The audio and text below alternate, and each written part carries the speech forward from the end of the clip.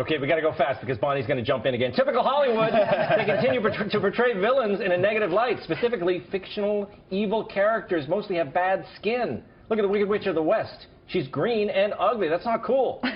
A new study by a team of dermatologists notes that depictions like these perpetuate and magnify negative self-image that people with skin disease may harbor. The research found 6 of the top 10 villains in film have some type of skin condition. For instance, hair loss, Hannibal Lecter and Darth Vader.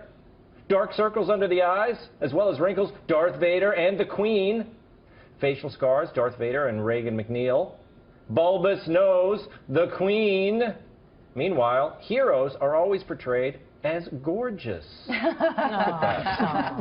It's The Rock. They're all masters of their media. John, do you think media depictions affect how people feel about themselves? No.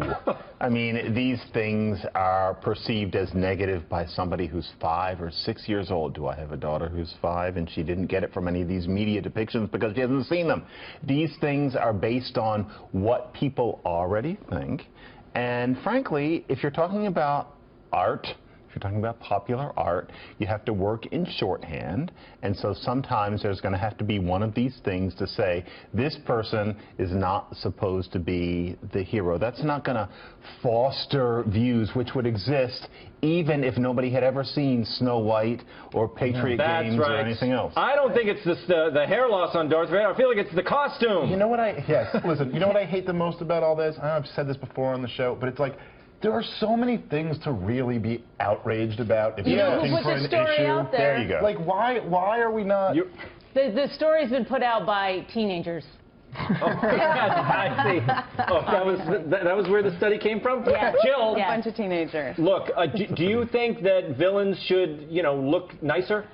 I understand as a dermatologist, if you have a patient who You're a dermatologist? No. I heard it that way, too. Well, yeah, I'm a doctor and a person who reports about herself a lot. No, if one were a dermatologist, I understand thinking, oh, it's upsetting to my patients that a witch always has a wart on her nose, and my patient with a wart on her nose feels upset.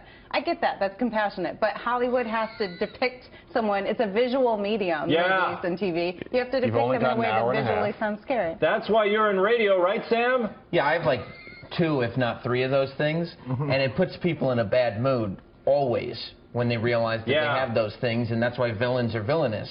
If they were beautiful, they'd be heroes.